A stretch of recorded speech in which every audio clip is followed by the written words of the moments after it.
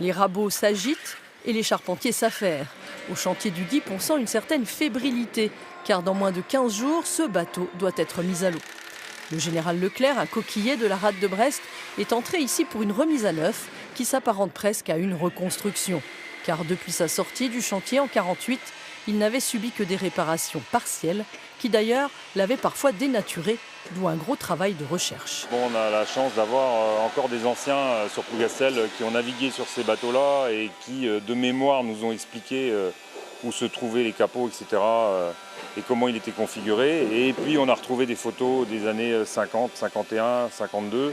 Et on a réussi, avec Yann Moffret, donc le patron du chantier du Dieppe, à trouver des éléments qui nous ont permis de reconstituer au plus proche la configuration d'origine du bateau. Le général Leclerc a été classé monument historique en 2005.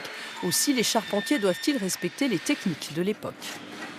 On démonte intelligemment, c'est-à-dire qu'on prend le temps de démonter, de regarder, de comprendre, voir si c'est une pièce d'origine ou non, si elle a été transformée, essayer d'en déduire une logique. Il faut quand même qu'à la fin de notre démontage, c'est-à-dire qu'on a enlevé un peu toutes les pièces qu'on voulait démonter, on ait compris comment le bateau avait été construit pour le reconstruire comme il était.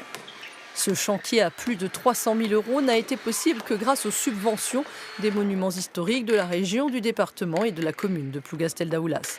Mais il reste tout de même 40 000 € à la charge de l'association, qui a donc lancé une souscription via la Fondation du patrimoine.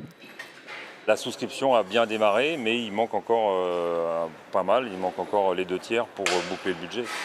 Le général Leclerc sera remis à l'eau selon une technique traditionnelle le 14 juillet au port du Tinduf.